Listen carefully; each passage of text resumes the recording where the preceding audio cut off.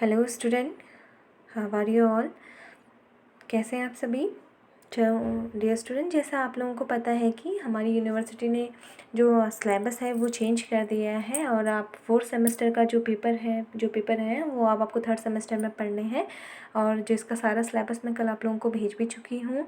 तो इसमें जो सेकंड पेपर है बच्चों, 402 स्कूल करिकुलम डेवलपमेंट, वो मैं आप लोगों को पढ़ाऊँगी। और इस पेपर में जैसा आप स्क्रीन पे देख पा रहे होंगे 4 यूनिट है। अंडरस्टैंडिंग करिकुलम, सेकंड यूनिट आपकी curriculum in Indian context, third approaches to curriculum development और fourth measures for curriculum development. तो इन 4 यूनिट में ये पेपर कंप्लीट होगा। 100 नंबर का होगा, 30 नंबर आपके इंटरनल होंगे, 70 नंबर का आपका एक्सटर्नल होगा। तो बच्चों, इस तरीके से हम ये पूरा पेपर कवर करने वाले हैं। सबसे पहले आप लोगों को ये समझना ज़रूरी है कि इस पेपर को पढ़ने की आवश्यकता आप लोगों को क्यों है, क्योंकि आप भावी शिक्षक हैं और कल आप लोग टीचर बनेंगे और डेफिनेटली आपका इससे पाला तो पढ़ना ही पढ़ना है पाठ्यक्रम को। आप एज अ टीचर आपको इतनी समझ होनी बहुत ज़रूरी है कि पाठ्यक्रम क्या होता है, क्या उसका नेचर होता है, किस तरीके से उसको तैयार किया जाता है और किस तरह के समय समय पर उसमें संशोधन किए जाते हैं। ये सारी ही नॉलेज और आपको ये पेपर देगा और ये इसके साथ ही साथ में आप में इतनी एबिलिटी भी डेवलप करेगा जिससे कि आप जब आप आगे चल के टीचर बने तो आप अपनी इस जिम्मेदारी कौन सी, करिकुलम कंस्ट्रक्शन की, क्योंकि आपको ऐसा अवसर मिलेगा जहाँ पर आपको पाठ्यक्रम निर्माण करने के लिए कहा जाएगा। तो आप तभी इस काम को कर पाएंगे जब आप यहाँ पर इस पेपर को अच्छे से समझेंगे। तो आपको बहुत अच्छे से इसकी स्टडी करनी है। तो चलिए, आज हम जो बात करने जा रहे हैं वो बात करने जा रहे हैं कि करिकुलम का मीनिंग क्या होता है और उसकी डेफिनेशन पे हम केवल आज चर्चा करेंगे। तो चलिए स्टार्ट करते हैं। सबसे पहले बच्चों, ये जो आप स्क्रीन पे देख पा रहे होंगे, यहाँ पर मैंने हैंड रिटन नोट्स तैयार कर रखे हैं जिसको मैं आप लोगों को ग्रुप पे भेज भी दूँगी। तो जैसे कि आप जानते ही हैं बच्चों कि जो करिकुलम वर्ड है वो सबसे ज़्यादा इस्तेमाल, या कह लीजिए कि इस्तेमाल ही एजुकेशन के फील्ड में होता है। जब आप एजुकेशन लेना शुरू करते हैं तो वहाँ पर आप हर दिन करिकुलम, सिलेबस, इस तरीके के वर्ड को सुनते हैं। तो आज हम जानेंगे कि डीपली कि करिकुलम आखिर वाकई में वास्तव में करिकुलम होता क्या है। सबसे पहले हम बात करते हैं एजुकेशन की। तो आप लोगों को पता है कि एजुकेशन के जो प्रोसेस है वो बहुत सारी कंपोनेंट से मिलकर कंप्लीट होती है। यहाँ एक कंपोनेंट कौन कौन से हैं आपने पढ़ा भी होगा, टीचर है, स्टूडेंट है, हमारा स्कूल है, हमारा मैनेजमेंट है, हम अनुशासन वगैरह वगैरह। ये सभी ही चीज़ें क्या है, शिक्षा की प्रक्रिया के जो अभिन्न अंग हैं और उन्हीं में से एक अभिन्न अंग है हमारा जो है पाठ्यक्रम। तो अब हम बात करते हैं शिक्षा की। तो शिक्षा को जब हम डिफ़ाइन करते हैं तो हम ये कहते हैं कि शिक्षा व्यक्ति के सर्वांगीण विकास की वह प्रक्रिया है जो जीवन पर्यंत चलती है। मतलब पूरी लाइफ में व्यक्ति, एजुकेशन का मतलब सिर्फ ये नहीं, केवल स्कूल से मतलब यहाँ पर नहीं है। आप लोगों को पता ही है कि व्यक्ति जन्म से लेकर मृत्यु तक उसको जो भी अनुभव मिलते हैं, अनुभव कौन से, पॉजिटिव अनुभव जिनसे उसका डेवलपमेंट होता है। और डेवलपमेंट भी केवल एक पक्षी नहीं, बहुपक्षी। तो वो क्या कहलाता है, शिक्षा कहलाती है।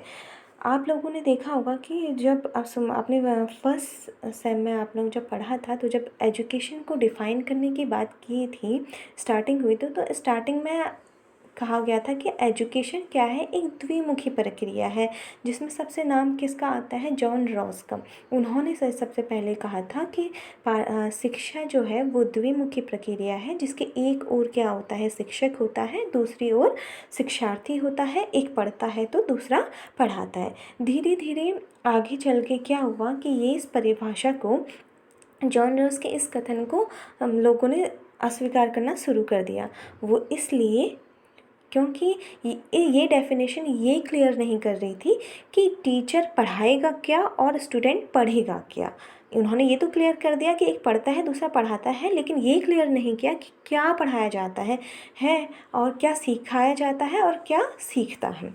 तो आगे चल के जो आप लोगों ने नाम सुना ही होगा, प्रसिद्ध प्रयोजनवादी विचारक जॉन डेवी, उन्होंने कहा, जॉन रॉस के कथन को अस्वीकृत करते हुए कहा कि शिक्षा द्विमुखी प्रक्रिया नहीं, अपितु शिक्षा एक त्रिमुखी प्रक्रिया है, जिसमें एक ओर तो शिक्षक होता है, दूसरी ओर शिक्षार्थी होता है और उनके बीच में क्या होता है? करिकुलम, जो ये डिसाइड करता है कि शिक्षक पढ़ाएगा क्या और शिक्षार्थी पढ़ेगा क्या। तो इस तरीके से आप यहाँ से क्या हुआ, पाठ्यक्रम जो टर्म है उसको एक नई पहचान मिलने लगी। वहीं से आप ये समझिए कि यहाँ से पाठ्यक्रम को एक नाम मिलने लग गया। ठीक, यहाँ से इसकी शुरुआत होने लगी। अब आप लोग जानते ही हैं कि हम शिक्षा के जो हमारे उद्देश्य होते हैं वो जो बहुत ज़्यादा ब्रॉड होते हैं, और इन्हीं उद्देश्यों को प्राप्त करने के लिए पाठ्यक्रम को तैयार किया जाता है और इसी के अनुरूप तैयार किया जाता है। तो इस तरह हम समझ सकते हैं कि पाठ्यक्रम जो है वो ये डिसाइड करता है कि क्या क्या एक्टिविटीज़ होंगी क्लासरूम में या फिर क्लासरूम के बाहर। सिंपली शिक्षा के उद्देश्यों को प्राप्त करने का एक साधन है पाठ्यक्रम। हमारे स्कूल में, हमारे कॉलेज में शिक्षक और शिक्षार्थी और प्रशासन, ये तीनों ही जो भी एक्टिविटी करते हैं वो सभी काम को कौन गाइड करता है? वो सभी निर्धारित करता है हमारा पाठ्यक्रम। मतलब पाठ्यक्रम के अनुरूप ही शिक्षक, शिक्षार्थी और विद्यालय प्रशासन की सारी एक्टिविटीज़ ऑर्गेनाइज कराई जाती है। तो चलिए, अब हम, ये तो था इसका एक इंट्रो पाठ्यक्रम का। अब हम बात करते हैं कि पाठ्यक्रम का एक्चुअल में मतलब क्या होता है। तो डियर स्टूडेंट, जैसा कि हम अदर कॉन्सेप्ट को समझाते हुए आते हैं कि उनकी परिभाषा को उनके अर्थ को, ठीक यहाँ पर भी आप स्क्रीन पे देख रहे होंगे कि पाठ्यक्रम के अर्थ में सबसे पहले शाब्दिक अर्थ की बात की गई है। तो चलिए हम इसको देखते हैं। जो पाठ्यक्रम जो वर्ड है वो हिंदी का वर्ड है, जिसको इंग्लिश में हम करिकुलम कहते हैं। इस करिकुलम टर्म की उत्पत्ति लैटिन भाषा के क्यूररे वर्ड से मानी जाती है, जिसका अर्थ होता है दौड़ का मैदान। अब आप लोग ये सोच रहे होंगे कि ये दौड़ का मैदान भला यहाँ, मतलब आप लोगों को सूटेबल सा फील नहीं हो रहा होगा। अब इसको आप दूसरी तरीके से समझिए। जिस तरीके से एक रेसर होता है, एक धावक होता है, उसको एक निश्चित एरिया को कवर करना होता है। सपोज़ 10 मीटर की दौड़, 20 मीटर की दौड़, 30 मीटर की दौड़, 100, 200, 300, इस तरीके से वो एक निश्चित एरिया को कवर करता है और कवर करके वो अपने लक्ष्य तक पहुंचता है। ठीक उसी तरीके से शिक्षा के क्षेत्र में आपका पाठ्यक्रम वो एरिया है जिसे कवर आपको करना है, और इसको कवर करने के बाद आप अपने लक्ष्य को प्राप्त करते हैं। जैसे कि आप बीएड में आए हैं तो आपका जो 4 सेमेस्टर का जो ये करिकुलम है, ये आप जब आप कवर करेंगे तब आप शिक्षक बनेंगे। तो आप इस तरीके से आप इसके शाब्दिक अर्थ को समझेंगे। ठीक, अब हम बात करते हैं पाठ्यक्रम के एक्चुअल मीनिंग की। तो इसका जब एक्चुअल मीनिंग की हम बात करते हैं तो इसके संबंध में 2 तरह की धारणाएं प्रचलित है। एक संकुचित, नैरो, और दूसरा ब्रॉड, काफ़ी व्यापक। ठीक है, तो सबसे पहले हम संकुचित अर्थ में समझते हैं कि पाठ्यक्रम को किस तरीके से समझाया गया है। तो वे कहते हैं, संकुचित अर्थ में पाठ्यक्रम के अंतर्गत केवल उस ज्ञान को शामिल किया जाता है जो कक्षा के भीतर विद्यार्थी अपने शिक्षक से प्राप्त करते हैं। मतलब नॉर्मली जो क्लासरूम के अंदर एक शिक्षक जो भी नॉलेज अपने विद्यार्थियों को प्रोवाइड कराता है, जो लेक्चर या किसी भी माध्यम से, तो सिंपली जो संकुचित अर्थ में केवल पाठ्यक्रम का मतलब केवल उसी चीज़ से है जो क्लासरूम के अंदर पढ़ाया जा रहा है। ये तो था संकुचित अर्थ।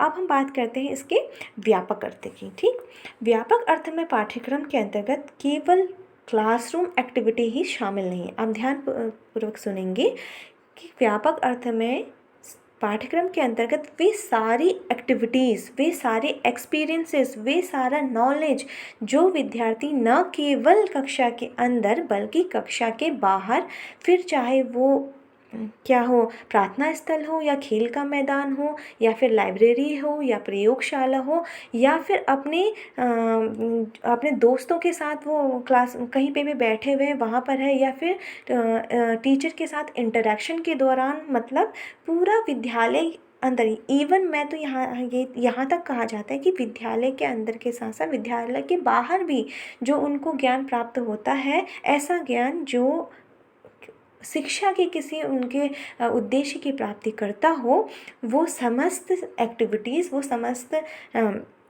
नॉलेज वो समस्त एक्सपीरियंसेस पाठ्यक्रम के अंतर्गत शामिल है।